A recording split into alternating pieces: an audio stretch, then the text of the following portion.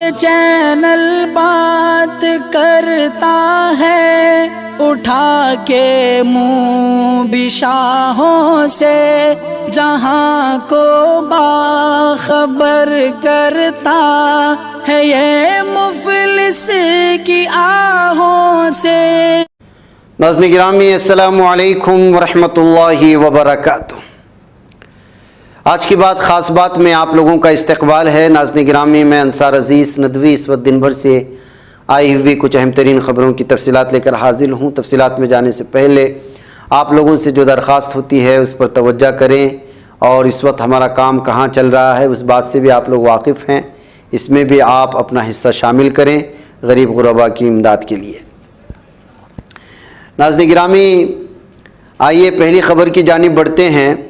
चिकबल्लापुरा, यहाँ एक सरकारी रिहायशी स्कूल की 9वीं जमात की तालिबा ने यहाँ के एक अस्पताल में एक बच्चों को जन्म दे दिया है।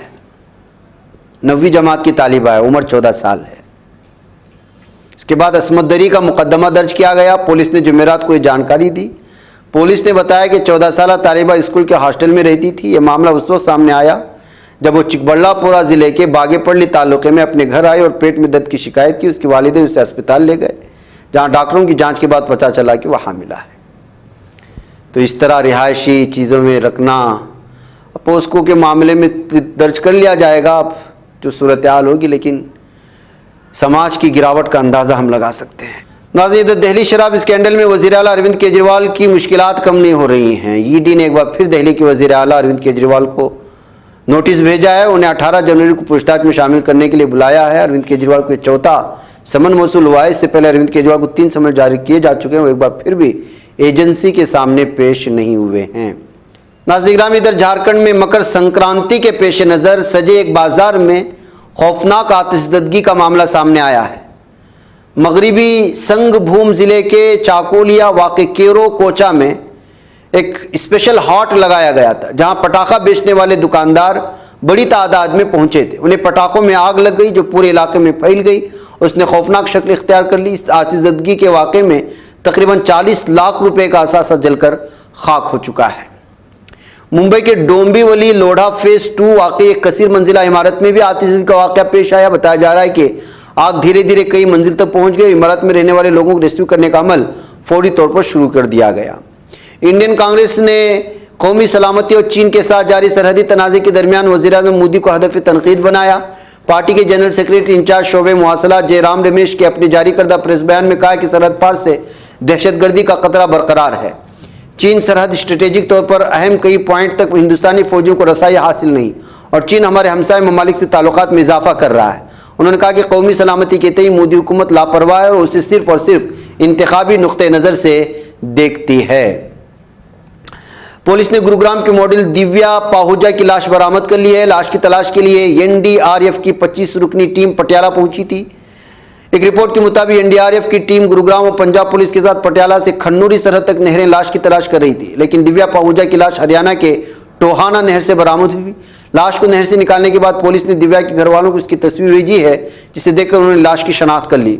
गुरुग्राम क्राइम ब्रांच की 6 टीमें लाश की तलाश में मसरूफ थीं। नाज़रीन गिरामी, इधर रियासती वजीर सुजीत बोस के घर पर 14 घंटों तक तलाशी लेने के बाद ईडी उनके घर से रवाना हो चुकी है। इस दरमियान रियासती वजीर के दोनों मकानात और दफातर की तलाशी ली गई। 14 घंटे के बाद रियासती वजीर सुजीत बोस भी घर से आए। उनके पुराने घर के बाहर बड़ी तादाद उनके हामी जमा हुए, नारेबाजी की। इस मौके पर उनके बेटे भी साथ थे।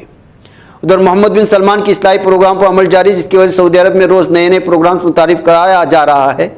सऊदी अरब अपनी मईशत को फॉसिल फ्यूल के अलावा दीगर शोबों पर मबनी बनाने के अपने मंसूबे के साथ आगे बढ़ रहा है, जिसके लिए मुल्क में हुनरमंद पेशावर अफराद और सरमायाकारी को राग़िब करने के मकसद से नए रिहायशी प्रोग्राम शुरू किए गए हैं।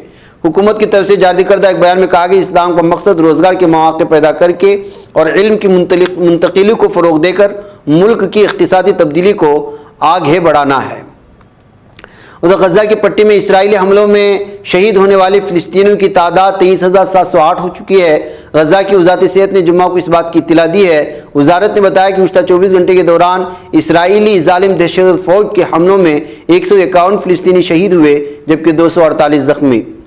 इधर पाकिस्तान में बरतानिया के हाई कमिश्नर जेन मेरेट ने कुछ ऐसा किया है जिस पर हिंदुस्तान ने सख्त नाराज़गी जाहिर की। तसे जेन मेट ने पाक मकबूजा कश्मीर का दौरा किया, जिसको हुकूमत हिंद ने काबिल एतराज़ और नाकाबिल कबूल करार दिया। हिंदुस्तानी वज़ारत दाखिला की तरफ इस सिलसिले में ऑफिशियल बयान भी जारी किया गया है। और जनूबी अफ्रीका के वफ़द ने बैनुल-अक़वामी अदालत इंसाफ में इसराइल की दिफा को काबिल एतमाद नहीं माना। जमहूरिया जनूबी अफ्रीका की जानिब से ICJ में इसराइल के खिलाफ दायर करदा गजा में नस्लकुशी केस में हुक्म इम्तिनाई की इब्तिदाई समाअत कल ख़त्म हो चुकी है। उधर अमरीकी सदर जो बाइडन का ख्याल है कि यमन में ईरान की हिमायत याफ्ता हूसी दहशतगर्द गुरोह है और ये खुद सबसे बड़ा दहशतगर्द है। पेंसिल्वानिया में एक कारोबारी मरकज़ का दौरा करते हुए बाइडन ने एक सवाल किया, आप यमन में हूसियों को एक दहशत ग्रुप के तौर पर बयान करेंगे? जवाब में कहा कि मेरे ख्याल में वो हैं। अगर हूसियों ने अपना गैर मुतज़्ज़ल रवैया जारी रखा तो हम इस बात को यकीनी बनाएंगे कि हम अपनी इत्तेहादियों के साथ मिलकर जवाब देंगे, यानी दहशतगर्द दूसरों को जवाब देगा। अमरीकी बहरिया के 2 फौजी जो सोमालिया के साहिल पर ऑपरेशन कर रहे थे समंदर में लापता हो गए। अमरीकी सेंट्रल कमांड सेंटकॉम के तहरीरी बयान के मुताबिक बहरिया के 2 फौजी जो सोमालिया के साहिल पर ऑपरेशन कर रहे थे 11 जनवरी की शाम समंदर में लापता हो गए। उनकी तलाश जारी है। कोलंबिया के चोको इंतजामी इलाके में हाईवे पर मिट्टी की तूदे गिरने से 18 अफराद जान की बाजी हार गए। चोको के कस्बे कारमेंदी आरातो के करीब हाईवे पर शदीद बारिशों के नतीजे में लैंड स्लाइडिंग का वाकया पेश आया था। यमन में तनाव में तेजी आ रही है। अमेरिका और बरतानिया की जानिब से यमन में हूसी बागियों के 30 मकामात पर मुश्तरका ऑपरेशन के बाद एक नया हमला किया गया। बताया गया कि हूसियों के ज़ेरे इस्तेमाल रडार तनसीबात को निशाना बनाया गया। यह हमला ज़्यादा छोटे पैमाने का था और अमेरिका की तरफ से एक तरफा किया गया था। उधर चीन के सूबे हेनान में कोयले की कान में गैस के धमाके में 10 कारकुन के मौत होने की खबरें आ रही हैं। पिंगदंग शन शहर में तयानान कोल इंटरप्राइजेस से ताल्लुक़ रखने वाली कान में कल दोपहर के वक्त एक गैस धमाका हुआ था, जहां यह हादिसा पेश आया। इधर बांग्लादेश से अफसोसनाक खबर आ रही है कि दारुल हुकूमत ढाका में कच्ची आबादी में आतिशज़दगी के नतीजे में 2 अफराद जान की बाजी हार गए और 300 मकानात खाकिस्तर हो गए। ढाके की कच्ची बस्ती मल्लाबारी में रात गई आग लगाई थी, जबकि फायर ब्रिगेड और सिविल डिफेंस की जानिब से जारी बयान के मुताबिक कई फायर ब्रिगेड्स को इलाके में भेज दिया गया। आग की तबाहकारी में खातून उसका बच्चा जान की बाजी हार गए। मुतादिद अफराद जख्मी हुए। महल्ले की 300 मकानात को तबाह करने वाले इस आग की वजह ताहाल मालूम नहीं हो सकी है। 7 अक्टूबर से गजा की पट्टी पर इसराइल के हमलों में शहीद होने वाले फिलिस्तीनियों की तादाद 23,843 हो चुकी है। इसको लेकर के आलम भर में इस वक्त जो है तशवीशनाक सूरत हाल में इस मामले को देखा जा रहा है। नाज़रीन, मुझे इजाज़त दें। अस्सलाम वालेकुम रहमतुल्लाहि व बरकातुहू। ये चैनल हक निगर बन कर कुचल देता है फितनों को। अगर गंदी हो पॉलिसी तो मरते देख कितनों को। इसी बाजार में बिकते हुए देखा है सपनों को। सभी यकसां है ये पैगाम दो गैरों को अपनों को। वतन अहले वतन का है गुले बेखार सीधी बात।